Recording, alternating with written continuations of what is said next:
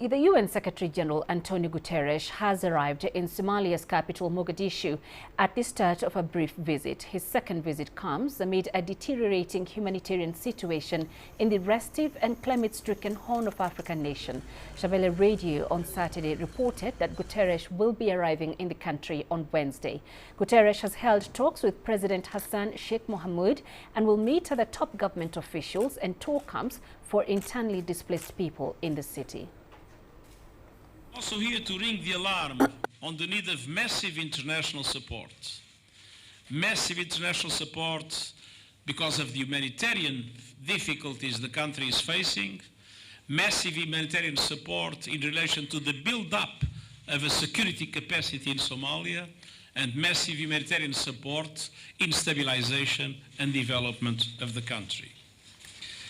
Somalia is experiencing its worst series of 5 years of drought in recorded history. And I hope that the rain that is coming will persist and will help address the very challenging situation that was created in the country. This will look to the UN to increase critical investment in these areas, as these people, as our citizens, has been denied the accessibility of civil services for a long time. Another important point that we are partnering with the United Nations is the arms embargo. So the 31st year Somalia is experiencing the arms embargo, which we believe this is the right time. We are very much grateful for the your good offices on the support of this issue, as well as the other United Nations Security Council members who showed that the Somalia has reached to a level where it has been easy.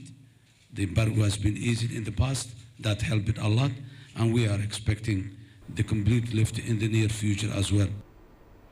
Mohamed Kahir is in Mogadishu and joins us live for more. Kahir, United Nations Secretary-General Antonio Guterres arrived in Mogadishu early today. What is on the UN chief's agenda while there? Well, Penina, the UN Secretary-General Antonio Guterres described his visit as solidarity visit with people and the government of Somalia. He says it has been his tradition and tradition of the United Nations to visit, a Muslim country during the past years, each year during the holy month of Ramadan, to show solidarity with the Muslim faithfuls. Well, later this afternoon he will be having an iftar program invited by the President Hassan Sheikh Mohamud, where he will be updated on the current situation of the country, from the security situation, humanitarian aspect, and of course the political development. Well, Guterres said that he was encouraged by the level of engagement between the federal government of Somalia and the regional state leaders on the current offensive security operations, and of course political discussions of moving this country forward. Well, Guterres is not new to Somalia. He's been here several times before as the UN Secretary General in 2017, and also as Commissioner for UN Refugees Agency several times before. One critical issue that has brought him here is, of course, the ongoing drought situation that this country is facing.